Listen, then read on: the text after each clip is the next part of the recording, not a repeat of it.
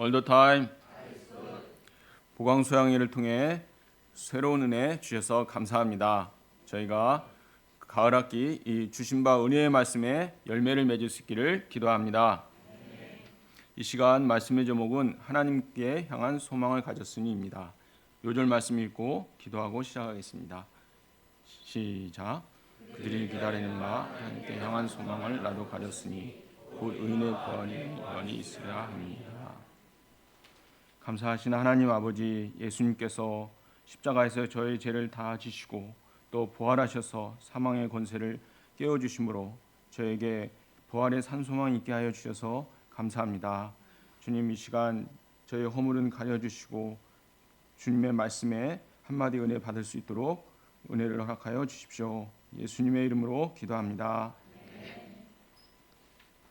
오늘 말씀은 사도 바울이 재판받는 내용이 주로 나옵니다.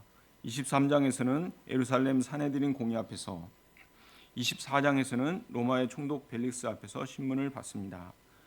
당시 사내들인 공회는 이스라엘의 종교와 행정의 최고의 권위가 있는 기관이었고 로마 제국의 총독의 권위는 말할 필요가 없었습니다.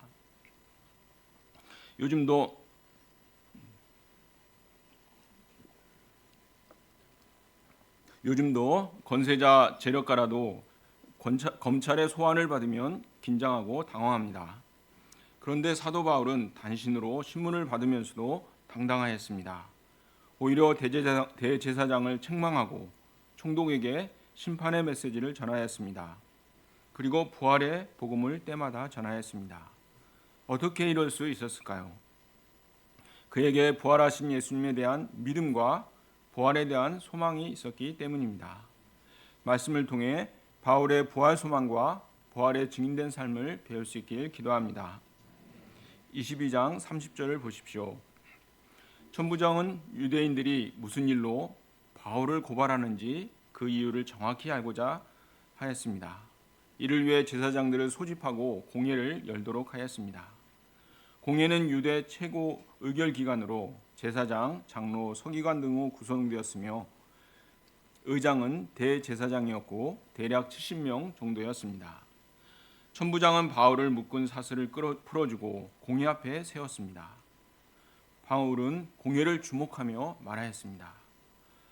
오늘까지 범사의 양심을 따라 하나님을 섬겼노라. 이는 율법을 거스르고 성전을 더럽혔다는 유대인들의 고소에 대한 항변이었습니다. 바울은 하나님 앞에서는 죄인 중에 괴수라고 했지만 인간적으로 볼 때는 누구보다도 열심히 율법을 지켰습니다. 대제사장 아나니아는 당당하게 항변하는 것이 보기 싫었는지 바울의 입을 치라고 명령하였습니다.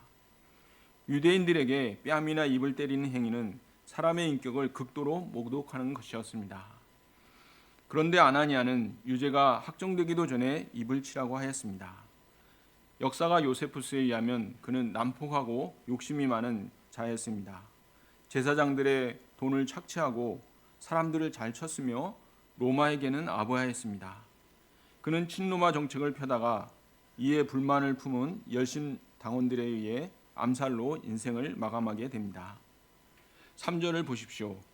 대제사장의 거친 반응에도 바울은 전혀 요동하지 않았습니다. 오히려 회칠한다미여 하나님이 너를 치시리로다. 내가 나를 율법대로 심판한다고 앉아서 율법을 어기고 나를 치라 하느냐 반박하였습니다. 회칠한 다음은 대제사장이 겉모습은 화려하게 꾸몄지만 속은 더럽고 텅 빈 위선자라는 뜻입니다. 요즘의 철근 없는 기둥처럼 겉모습에 비해 속모습이 빈약하고 다르다는 것입니다. 재판은 법에 따라 공정하게 진행되어야 하며 유죄가 확정되기까지는 형벌이 집행되지 말아야 함에도 처벌을 명하는 것은 위선적임을 분명하게 지적하였습니다. 바울은 곰처럼 당당하게만 하지 않았습니다.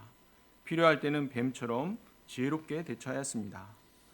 곁에 있던 사람이 하나님의 대제사장을 네가 욕하느냐 하고 지적하자 대제사장인 줄 알지 못하였노라 하며 한 발 물러섰습니다. 또한 공회에 사두개인과 바리새인이 함께 있다는 것을 알고 이를 자신의 변론에 적절하게 이용하였습니다. 사두개인은 부활, 천사, 영도 믿지 않았습니다. 반면에 바리새인들은 이를 다 믿었습니다. 이런 차이로 둘 사이에는 갈등이 종종 있었습니다. 바울은 이를 의식하며 큰 소리로 외쳤습니다. 여러분 형제들아, 나는 바리새인이요 또 바리새인의 아들이라. 죽은 자의 소망 곧 부활로 말미암아 내가 신문을 받노라.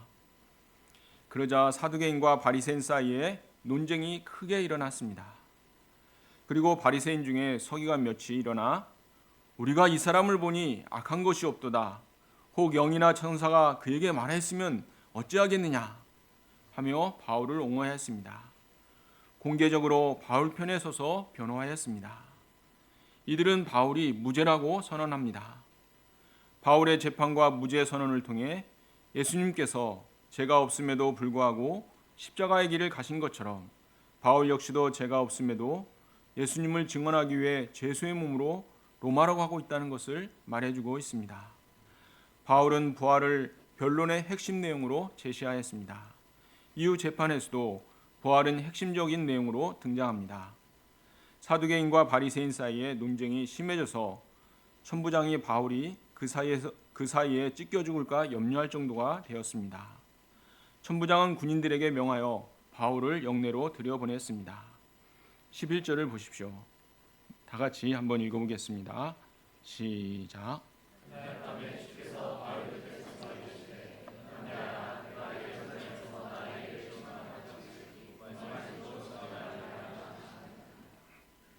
그날 밤은 어떤 밤입니까? 어제는 분개한 유대인들에게 율법과 성전을 모독한다고 오해받고 집단 구타를 당해 죽을 뻔한 날입니다.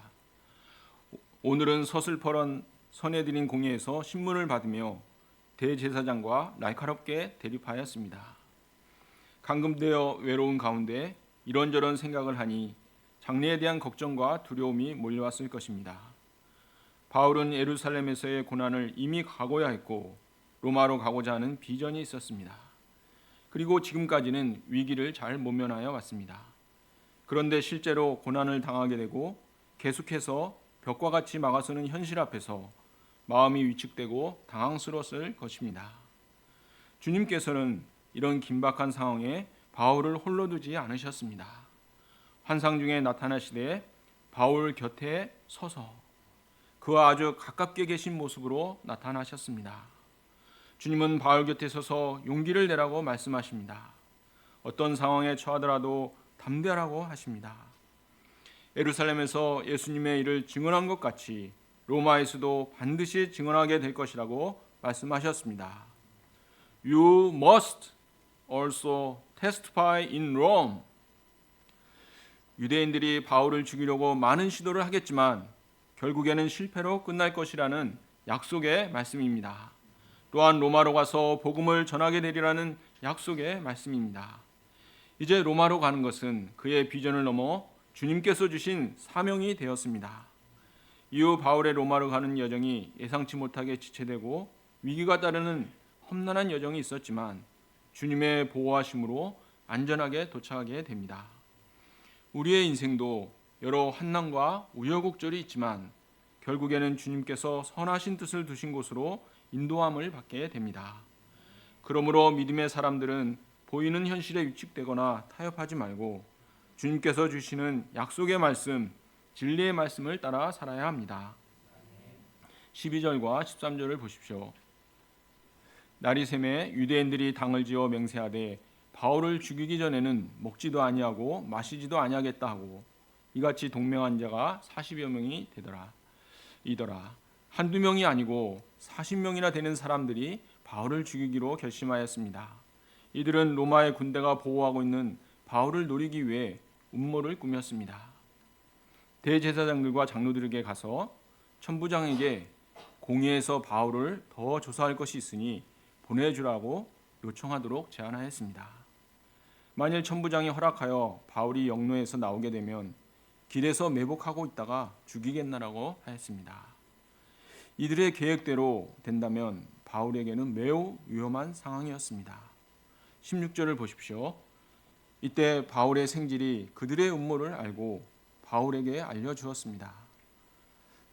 그는 누나의 아들이었습니다. 바울은 생지를 천부장에게 보내어 이 사실을 알리도록 하였습니다. 첩보를 들은 천부장의 반응이 어떠합니까? 믿을 수 없다고 무시하거나 유대인의 음모쯤이야 무섭지 않지 하며 무시할 수도 있었습니다. 그러나 천부장은 생질의 말을 가볍게 듣지 않고 신중하게 들었습니다. 그리고 신속하게 바울을 보호할 조치를 취했습니다. 로마 시민권이 있는 바울이 제목도 없는 상태에 살해당하면 크게 책임을 져야 했기 때문입니다. 하나님은 생질과 천부장을 통하여 신비한 방법으로 바울을 흉악한 괴략으로부터 구원해 주셨습니다. 23절과 24절을 보십시오. 천부장은 밤 3시, 우리로 하면 밤 9시에 바울을 가이사랴에 있는 총독 벨리스에게로 보내고자 합니다. 이때 보병 200명, 기병 70명, 창병 200명, 모두 470명의 군사로 바울을 호위하도록 하였습니다. 그리고 바울이 탈 수 있는 개인적인 말까지 준비하였습니다. 마치 취임식을 위하여 집을 나서는 대통령을 호위하는 것처럼 보여집니다. 하나님은 바울을 왕같은 제사장처럼 보호해 주셨습니다. 천부장은 바울을 보내면서 편지도 보냈습니다. 그 내용은 유대인들에게 잡혀 죽게 된 것을 로마 시민인 줄 알고 구원하였는데 신문한 결과 유대인의 율법에 관한 문제일 뿐 한 가지도 죽이거나 결박한 사유를 찾지 못하였다는 것입니다. 가이사랴에 있는 총독의 관저는 헤롯 궁전에 있었습니다. 헤롯 궁전은 헤롯 대왕이 자신의 권세를 가시하기 위하여 크게 지은 궁전이었는데 후에는 로마 총독의 관저 및 진영으로 사용되었습니다. 총독의 관저로 사용될 때의 명칭은 브라이도이온이었습니다. 24장 1절을 보십시오. 바울이 도착한 지 닷새 후에 대제사장과 장로들이 변호사 더둘로를 데리고 가이사랴에 있는 총독을 찾아와서 바울을 고발하였습니다. 더둘로는 유대법과 로마법에 정통한 헬락의 유대인 변호사였습니다. 3절에서 8절까지 더둘로가 바울을 고발하는 내용입니다. 그는 먼저 벨릭스의 마음을 얻기 위하여 아첨으로 시작합니다. 우리가 당신을 힘입어 태평을 누리며 당신의 지혜 때문에 나라의 잘못된 일들이 많이 개선되었으며 어느 곳에서나 크게 감사하고 있습니다. 그러나 그의 말은 실제와는 전혀 다른 순전한 아첨이었습니다. 벨릭스는 본래 노예였는데 글라우디우스 황제의 모친 안토니아에 의하여 자유인이 되었습니다. 그는 잔인하고 탐욕스럽기로 유명하였습니다. 특히 자신의 비위를 거스리는 자들은 암살자를 동원하여 살해하기까지 하였습니다. 역사가 타키투스는 노예의 정신으로 왕의 권력을 행사했다고 평가했습니다. 결국 그의 잔인한 통치에 항의하는 시민들의 고소 때문에 황제에 의하여 총독 자리에서 쫓겨나게 됩니다. 더둘로는 아첨의 말을 한 후 바울의 제목을 천하에 흩어진 유대인들을 선동하여 반란을 일으키는 자이며 나사렛 도당의 우두머리라는 정치적인 죄와 성전을 더럽혔다는 종교적인 죄로 고발합니다. 정치적인 죄는 식민지를 안정되게 통치해야 하는 로마 총독들에게는 아주 민감한 문제였습니다. 더둘로는 총독에게 아첨하고 정치적인 문제화 함으로써 유리한 판정이 나오도록 분위기를 만들었습니다. 함께 온 유대인들도 더둘로가 고발하는 내용을 들을 때마다 옳소 옳소 하며 함께 힘을 보탰습니다. 10절을 보십시오. 벨릭스는 재판장으로서의 위엄을 가시하려는 듯 말도 하지 않고 고갯짓으로 바울에게 말하도록 하였습니다. 11절에서 13절까지는 정치적인 죄가 있다는 고소에 대한 바울의 반박입니다. 바울은 아첨을 하지 않고 예의만 갖춘 후 반론을 시작하였습니다. 첫째로 예루살렘에 올라간 지 이틀밖에 안 되었습니다. 바울은 약 5년 만에 예루살렘에 왔습니다. 그리고 12일밖에 지나지 않았습니다. 그러므로 물리적으로 단체를 만들고 소란을 피우고 할 시간 자체가 없었다는 것입니다. 둘째로 나 바울을 고소하는 자들 중에는 아무도 내가 성전 뜰에서 누구와 논쟁하거나 회당에서나 거리에서 사람들을 선동한 것을 본 자들이 없다는 것입니다. 거짓 증인을 내세우지 않는 한 바울이 한 적도 없는 것을 본 자들이 있을 수 없습니다. 셋째로, 나를 고소하고 있지만 그것에 대한 증거를 제시하지 못하고 있습니다. 바울은 하지도 않은 일을 했다고 하는 그들을 논리와 증거에 기초하여 반박하였습니다. 이로써 더들로가 한 말이 소설과 같은 것임이 드러났습니다. 14절부터 21절까지는 종교적인 문제에 대한 반론입니다. 14절과 16절을 보십시오. 한번 한 절씩 읽어보겠습니다. 그러나 이것을 당신께 고백하리이다. 나는 그들이 이다이나 하는 도를 따라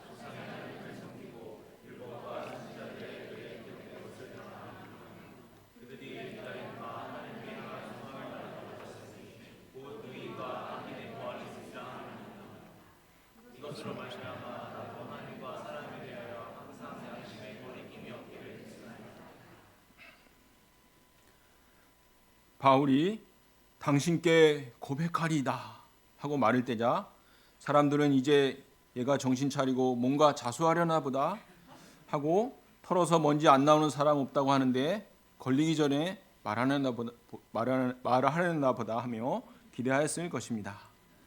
그러나 바울은 자신이 무엇을 믿으며 무엇을 소망하며 어떤 자세로 살아왔는지 자신의 신앙과 소망, 삶의 자세에 대하여 고백하였습니다. 바울은 유대교와 동일한 하나님을 섬긴다는 사실을 강조합니다. 당시 유대교의 많은 사람들처럼 부활에 대하여 믿었습니다. 그리고 부활의 소망으로 말미암아 하나님과 사람 앞에서 항상 양심의 거리낌이 없는 삶을 살고자 하였습니다. 그러므로 자신이 믿는 도는 유대교와 동일하게 로마법의 보호를 받아야 한다는 것을 시사하며 정치적인 집단과 또 관련이 없음을 밝혔습니다. 17절에서 21절을 보십시오. 바울은 민족을 구제할 것과 재물을 가지고 와서 결례를 행하는 등 성전을 모독한 일은 한 적이 없고 율법도 잘 지켰습니다. 단지 아시아에서 온 어떤 유대인들이 소동을 피웠기 때문에 일어난 문제였습니다. 그런데 그들은 막상 법정에 증언하러 나오지 않았습니다. 그리고 이전에 예루살렘 공회에서도 바울의 죄를 찾아내지 못하였습니다. 오직 바울이 죽은 자의 부활에 대하여 너희 앞에 신문을 받는다고 한 말 때문에 소란이 있었을 뿐이라고 변론을 마쳤습니다. 벨릭스는 바울의 변론을 듣고 그 자신도 기독교에 대한 것을 더 자세히 아는 거로 이 문제가 종교적인 문제요 바울이 무죄임을 알았습니다. 그러나 대제사장 무리들에게 환심을 사기 위해 바울을 무죄 방면하지는 못하고 천부장의 이야기를 더 들어봐야겠다는 석연찮은 핑계를 대며 선고를 연기하였습니다. 그러나 한편 바울에게는 자유를 주고 친구들이 돌봐주는 것을 허락하였습니다. 수일 후에 벨릭스가 그 아내 유대 여자 드루실라와 함께 바울에게 그리스도 예수 믿는 도를 듣고자 초대하였습니다. 바울에게는 좋은 기회가 찾아온 것입니다. 이럴 때에 벨릭스의 귀에 듣기 좋은 축복의 말씀을 전함으로 그의 한심을 사고자 할 수도 있습니다. 또한 벨릭스가 바라는 것처럼 뇌물을 좀 주어서 편이나 석방을 청탁할 수도 있었습니다. 그런데 바울은 의와 절제와 장차 오는 심판에 대하여 강론하였습니다.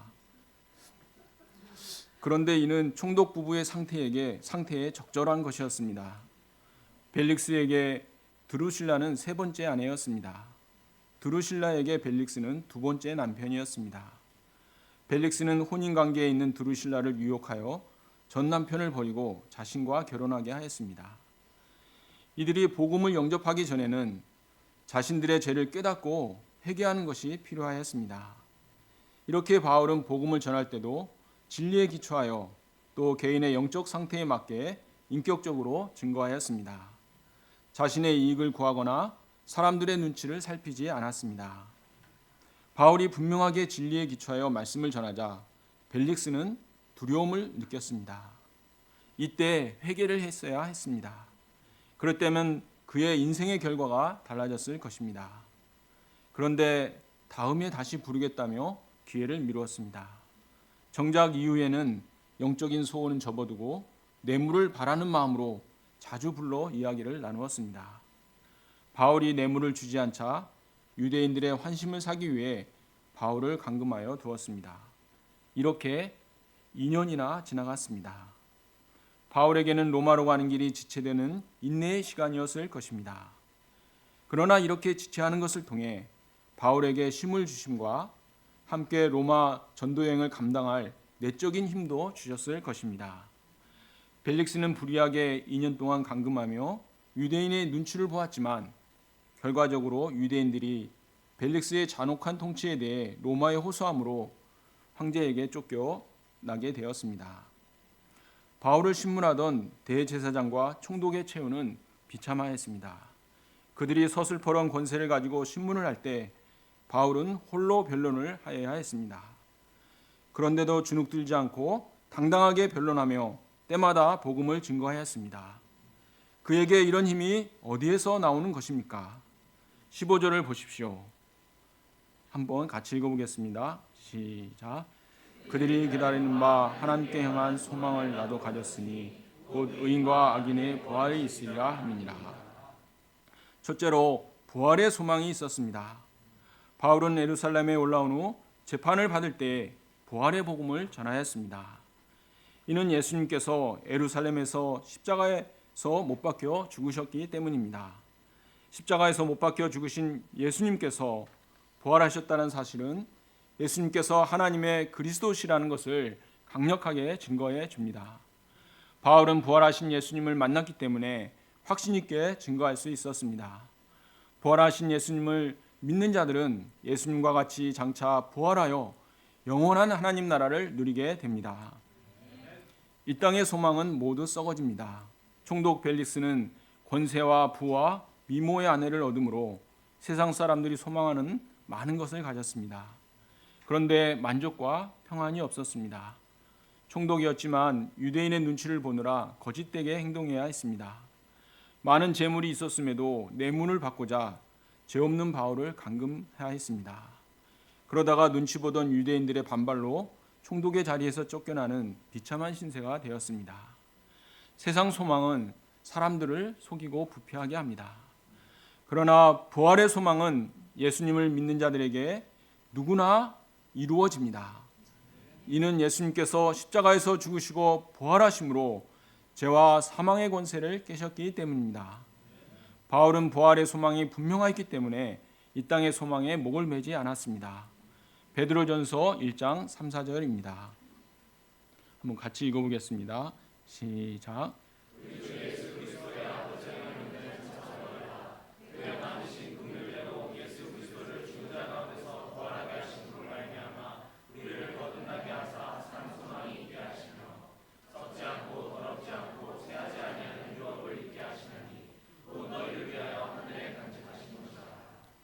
둘째로 하나님의 심판대를 의식하며 살았습니다. 바울은 보통 부활을 증거할 때 죽은 자의 부활을 증거하였습니다. 그런데 본문에서만은 부활을 의인과 악인의 부활이라고 하였습니다. 이는 주로 부활의 복음을 듣는 대상이 믿음의 사람들이었기 때문이었습니다. 그들에게는 의인의 부활이 주는 소망이 필요했습니다. 그런데 본문의 대제사장과 총독 같은 자들에게는 심판의 부활이 있음을 경고하는 것도 필요하였습니다.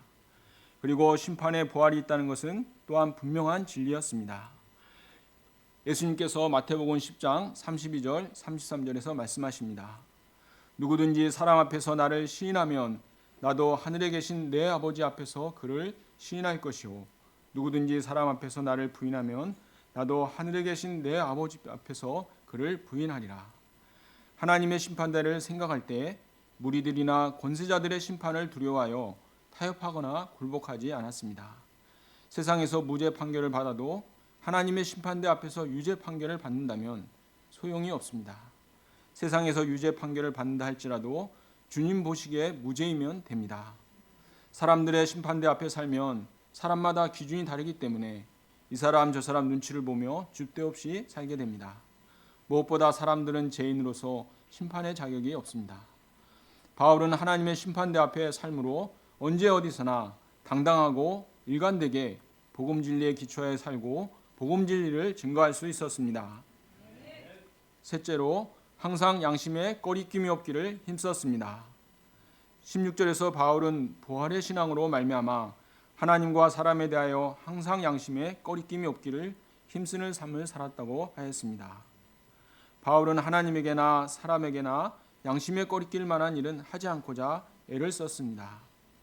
계몽주의자들은 하나님을 부인하고 인간의 이성과 선함을 믿었습니다. 그런데 1, 2차 대전, 유대인 학살과 공산주의자의 학살 등 비이성적이고 비윤리적인 대규모 학살을 경험하며 이러한 믿음이 퇴색하게 되었습니다. 요즘 뉴스를 보면 우리 시대의 윤리적인 문제에 대하여 심하게 걱정하게 됩니다. 예수님은 마태복음 5장 16, 17절에서 말씀하셨습니다. 한번 같이 읽어보겠습니다. 시작. 같이 너희는 사람 앞에 비치게 하여 너희를 축하하는 실고 하늘의 지성의 아버지께 영광을 돌리게 하라. 내가 율법이나 선지자를 다 온줄로 말하거나 야곱의 자신으로 완전하게 하라. 사도 바울 가운데 부활하신 예수님은 바울에게 하나님 앞과 사람 앞에서 양심에 꺼리낌 없이 살 수 있는 이유와 힘을 주었습니다. 그래서 부활하신 예수님을 만난 바울은 무리들의 군중 재판, 사내들인 재판, 벨리스 총독의 재판에서 흠이 하나도 발견되지 않았습니다. 바울에게 부활의 소망이 있었기 때문에 목숨이 위험한 순간에도 진리를 증거할 수 있었으며 하나님이 주신 복음 전파의 사명을 흔들림 없이 감당할 수 있었습니다. 로마로 가는 길이 순적하지 않고 주변 환경과 사람들이 벽처럼 둘러서 막는 것 같을 때도 불안하지 않았습니다. 하나님 앞과 사람 앞에서 양심의 꺼리낌이 없이 살았습니다. 저희가 바울의 부활신앙, 복음신앙을 배울 수 있기를 기도합니다. 요절 말씀 읽고 기도하고 마치겠습니다. 시작. 그들이 기다린 바 하나님께 향한 소망을 나누어 가졌으니 인과 아님의 부활이 있으리라. 감사하신 하나님 아버지, 저희에게 부활의 소망을 산 소망을 주셔서 감사합니다. 저희가 이 부활의 소망 가운데 주님께서 기뻐하시는 부활의 증인된 삶을 살 수 있기를 기도합니다. 예수님의 이름으로 기도합니다.